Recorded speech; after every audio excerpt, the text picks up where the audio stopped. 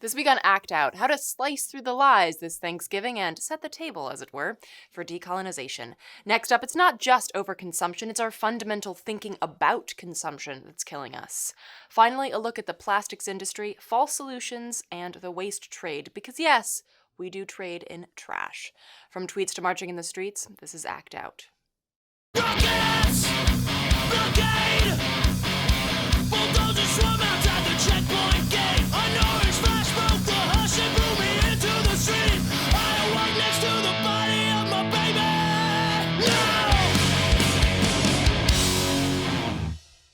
Welcome to Act Out. I'm Eleanor Goldfield, and this is your tipping point. And this is me, as per usual, raining on some Thanksgiving Day parades.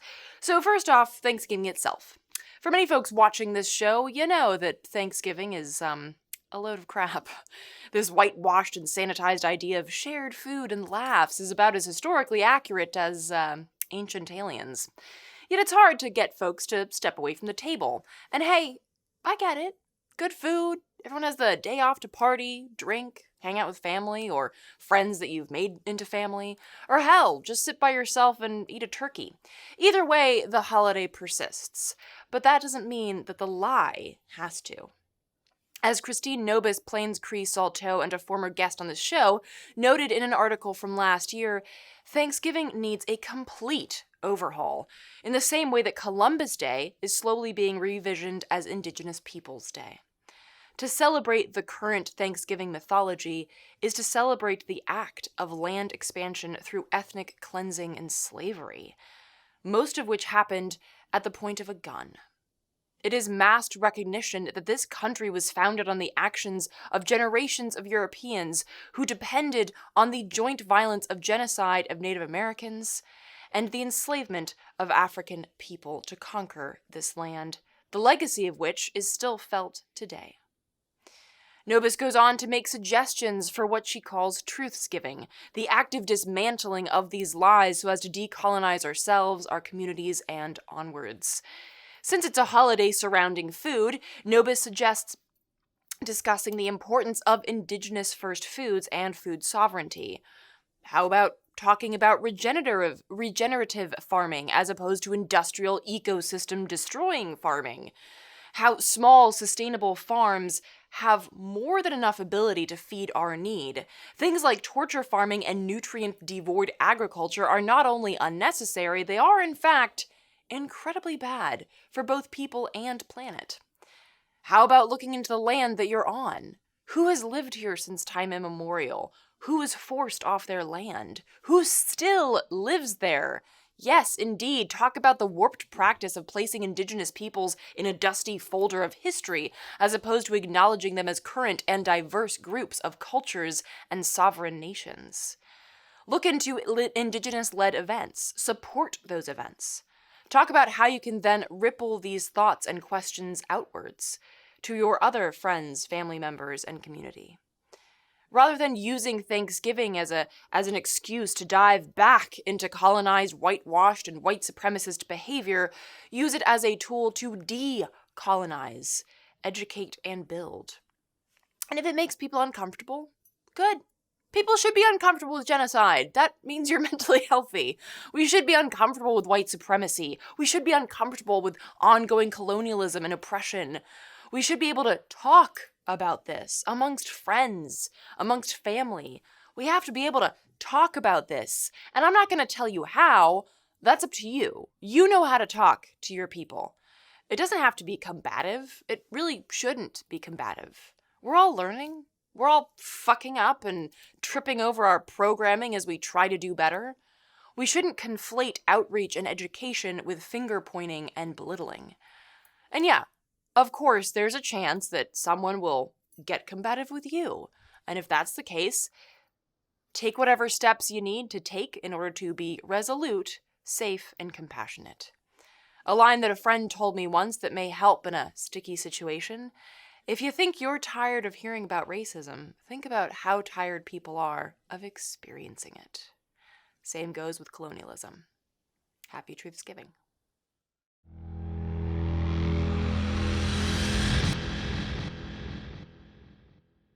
So now that we've talked about Thanksgiving, let's move on to shopping season. Now, you're likely to see a lot of chatter online about buying less, boycotting Black Friday, and things of that nature, and I'll go ahead and say yes, absolutely, you should. You should, in general, buy less shit.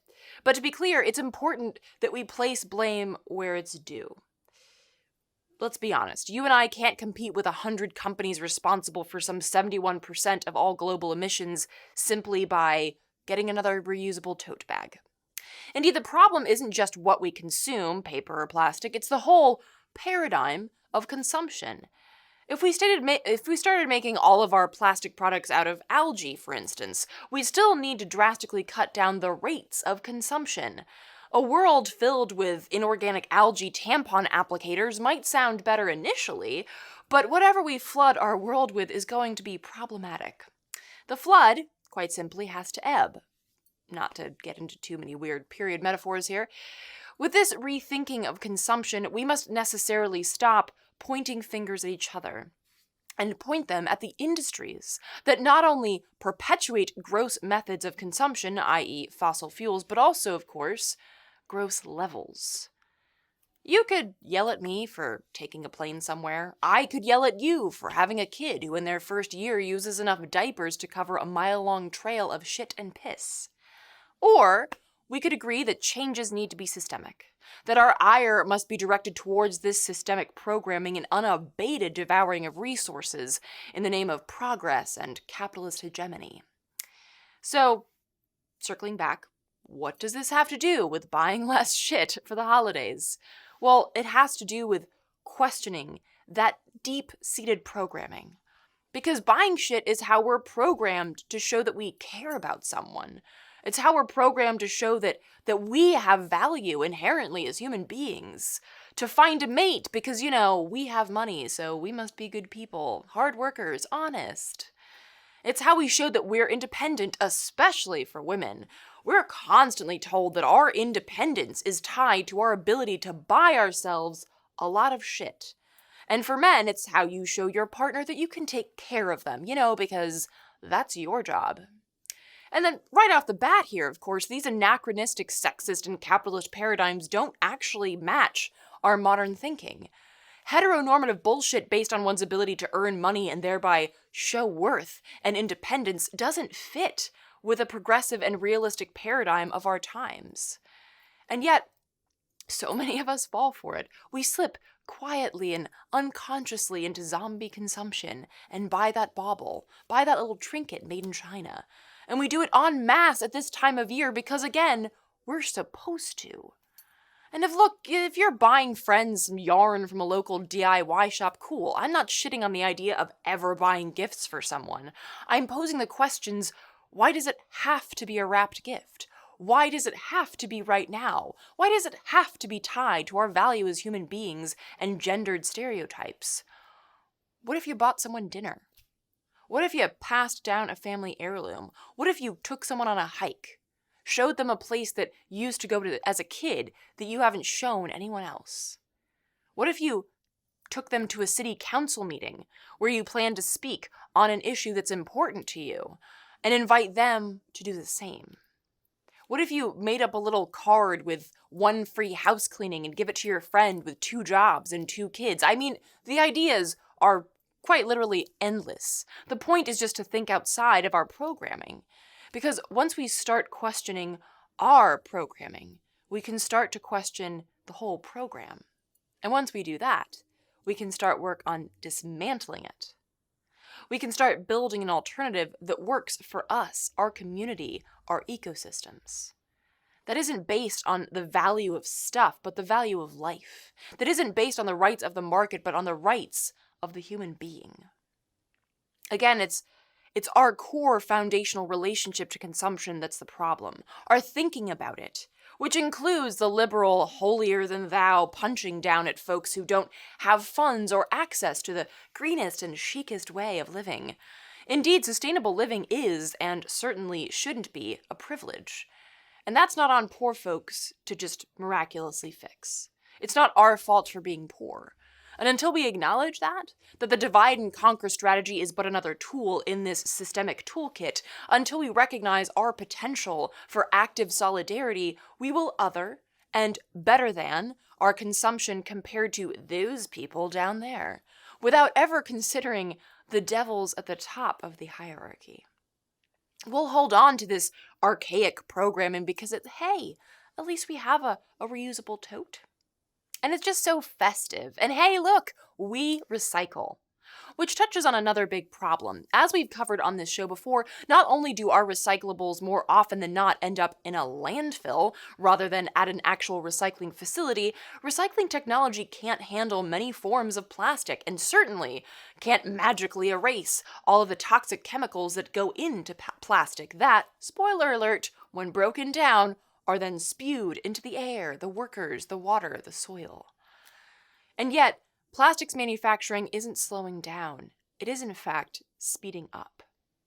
A report by ProPublica released last week outlines the horrors of a $9.4 billion Taiwanese plastics plant proposed for St. James Parish, a name that might sound familiar to folks who heard our coverage of the Bayou Bridge pipeline or have read about Louisiana's so-called petrochemical corridor, aka Cancer Alley, one of the most toxic places in the entire country. Already awash in toxicity thanks to petrochem, oil and gas, levels would double or triple if this proposed project goes through. ProPublica's analysis estimates that the air around Formosa's site is more toxic with cancer-causing chemicals than 99.6% of the industrialized areas of this country. If the complex emits all the chemicals it proposes in its permit application, it would rank at the top 1% nationwide of major plants in America in terms of the concentrations of cancer-causing chemicals in its vicinity. Pollution from the complex will contain 7 cancer-causing chemicals, including benzene, ethylene oxide, and formaldehyde. Despite new proposed federal regulations on such chemicals, this plant would sail under the new rules and is seeing little to no resistance on the state level either.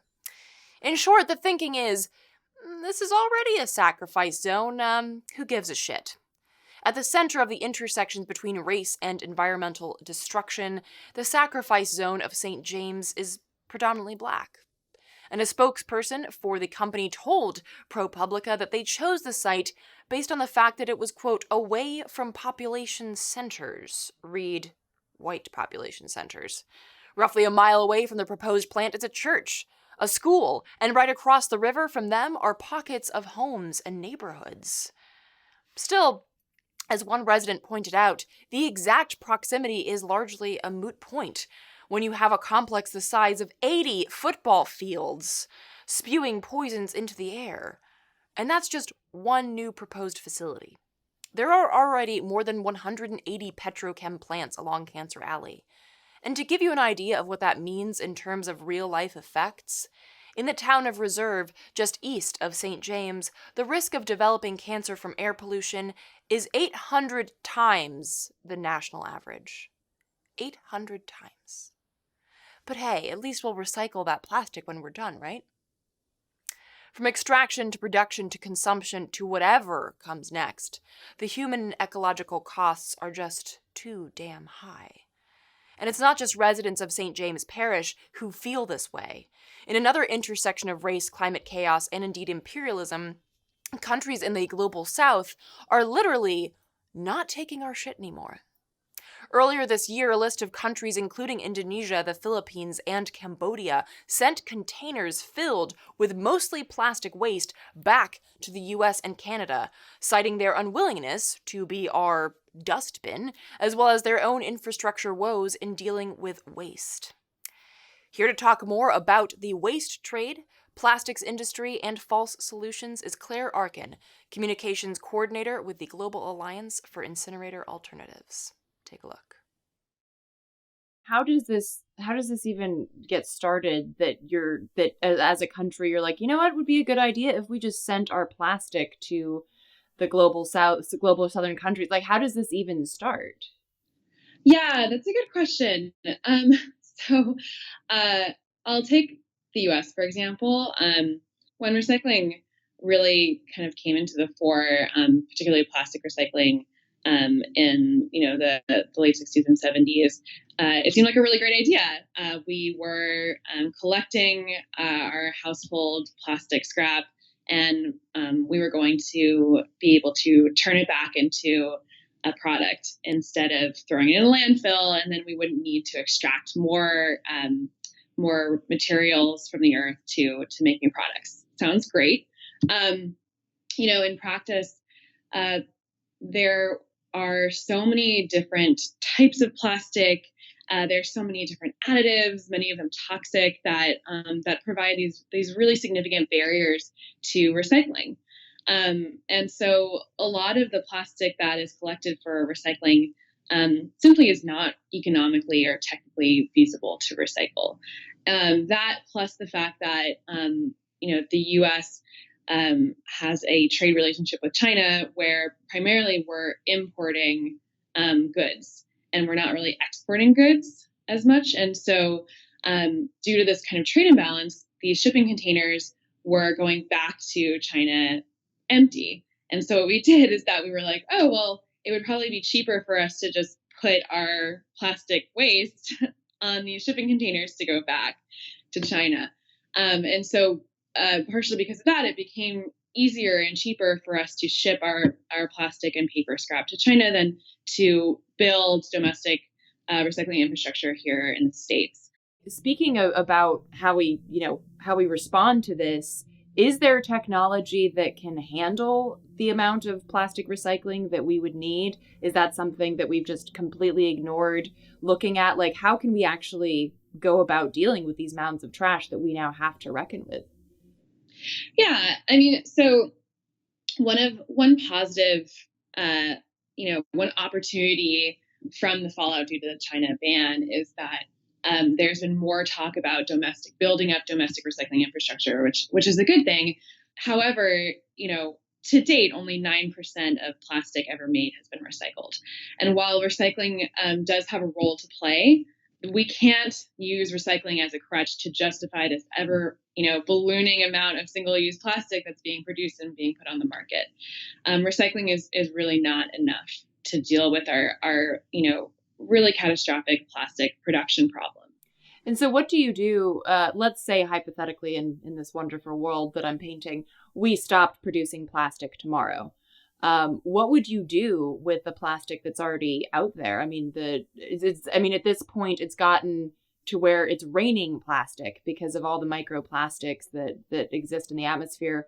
How do we deal with that? Yeah, that's a good question. I mean, there are ways which we should not be dealing with it. There's been the sort of increasing interest in things like waste to energy or incineration, plastic to fuel, gasification, all these kinds of schemes that, might sound like these sort of exciting ways to kind of go like, poof, okay, the plastic's gone, we burned it away, it's over. But, that plastic just turns into another form of pollution, whether that be air emissions, whether that be wastewater, slag, or toxic ash.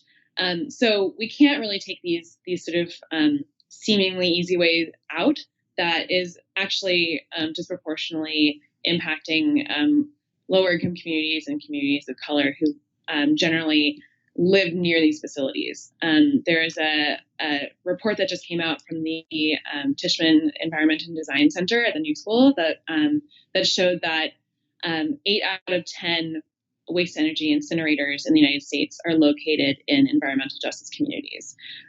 So we can't burn our plastic problems away. We really need to focus on reducing the amount of waste in the first place. And for the plastic that's already out there, we need to think about sound ways to manage it and not ship it out to other countries to deal with. We need to deal with our own plastic pollution problems. And interesting, I mean, you bring up a point that reminds me of the parallels here, because it's evidence of environmental racism that we're even just shipping this trash to globally southern countries, the same way that most of the places that we that we deal with the plastic that we have are in these environmental justice communities. I mean, it's that there are strong parallels there as to how our very system is structured. Yeah. Yeah. I mean, and I've heard it be described as waste colonialism. Which I find to be a really important way of looking at this. But it's a global environmental injustice that's happening. That the countries that are most responsible for the problem in the first place, which are, the high producing and consuming countries like the US, like Europe, are then shipping the problems associated with that production consumption to other countries that are not the source of the problem. With that in mind, I want to dive into a bit of your work specifically, because the real solutions, and something that Gaia does that I understand is go against the sort of like false solutions that people bring up as responses to this. Talk a little bit about your work specifically and how that folds into this issue as well. Yeah, we've been looking a lot at plastic in the context of the waste stream as a whole, because plastic is a lot of the waste stream. Organics like our food waste can be composted. Metals and glass can be more easily recycled. So there's only about 10% left over that's just simply unmanageable, and we're seeing that. This approach where we're able to take a holistic view and see what's not fitting into a zero waste system, and then we can encourage our local governments and our national governments to pursue policies and programs that focus on reducing our waste and go directly to the source of the problem instead of constantly having to be in waste management mode. Right. So that's one thing. The other thing that we do is that as there's sort of this increasing pressure to deal with the ballooning amounts of waste in our society, we see this really sort of dangerous veering towards false solutions, particularly incineration. And so what's really problematic also about incineration and plastics is that incineration often is used as kind of an escape valve for further plastic production. Oh, it's okay, we can just burn it. And so when we really need to focus on reducing our waste, particularly plastic, these kinds of tech fixes provide at best a distraction and at worst a real, as you said, environmental injustice. Yeah, and just that idea that is an excuse, oh, look, it's just gone because we set it on fire. And it's but that's not how science works. Things don't just disappear. Whatever is in that material is now in the atmosphere and is now, and like you said, there's so much that goes into plastics. And as we've covered on the show before, the fossil fuel industry is basically the plastics industry. And so, I mean, we're talking about all the toxins that are involved in the fossil fuel industry, plus the chemicals industry that then goes into that plastic, and then you're setting it on fire. Yeah, not a great idea. And we're seeing also the rise of, these other types of incineration, like plastic to fuel, I mentioned a little bit earlier, where plastic goes through this very, very expensive and intensive process to turn into a synthetic fuel oil. So what happens is that, you extract, fossil fuels. It takes a little vacation as a piece of plastic, single-use plastic, that gets touched by the consumer for average maybe 5 to 10 seconds. Then it gets thrown in the bin, and then it gets trucked hundreds of miles to some facility that costs a ton of money that hasn't really been, is oftentimes not sort of technologically sound. And then it gets turned back into a fossil fuel, and then it's burned. So it's sort of a very convoluted, complex way to burn fossil fuels. Yeah. And this is being, touted as oh, this is the solution, when in fact it's just a massive distraction. And we have to really keep our eye on the prize now. There's just so much at stake, and we don't have time to waste anymore. We really need to get serious about reducing our, keeping it in the ground and shifting to alternatives that really focus on conserving our resources and conserving the health of our people on planet. So finally, do you think that this pushback from these other countries that have been our dumping grounds, do you think that is enough to spur people into action with regards to really changing how we consume plastic? Yeah, I mean, I think it's been a much needed wake up call for people in places like the U.S. and the EU, because we like to think that we put our yogurt containers or other pieces of single use plastic in our little blue bin, and we put it out to the curb, and then we're like, okay, done. Right. And we just have faith that it'll be recycled. And it's not to say that we should stop recycling. Recycling is still an important part of our system. But I think that we should be thinking twice before we put plastic in the blue bin, because there really isn't a guarantee that it will be recycled or recycled safely without putting other people at risk. And one of the central tenets of recycling should be about social justice. It should be about making sure that we're not doing harm, that we're only doing good. And so I think that once we recognize that recycling is not a cure-all, and that there's a lot of plastic on the market that simply is not recyclable, we can really rethink our production and consumption of single-use plastic. And I see that happening, and it's a really important conversation that I think will cause a significant change. And it also, I think that it's important to continue to put the pressure on who's really responsible. These kinds of changes need to be systemic, and that's why I bring up the importance of policy. I just want to stress that we need to, while our personal choices are important, we need to make it easier and cheaper to do the right thing than the wrong thing. For more on Claire's organization, visit no-burn.org. And that will do it for this week's Dose of Dissent. Reminder, the best way to stay up to date on our work is to sign up for the newsletter at the address below. To those who have donated, thank you so much. Please do keep spreading the word in order to ensure our ability to keep acting out. From the Devil's Den, good night and act out.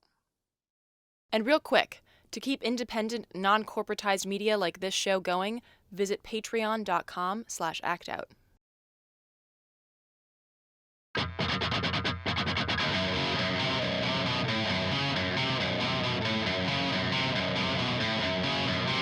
I can hear the boots are stomping. Come on, boys, let's get some rocks to throw.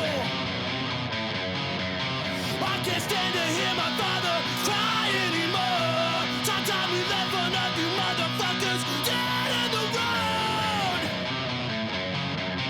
We've been backing up inch by inch, we got nowhere else to go. It's been too many years since you pushed and served my shove. I'm not a violent man, but I will kill for what I love.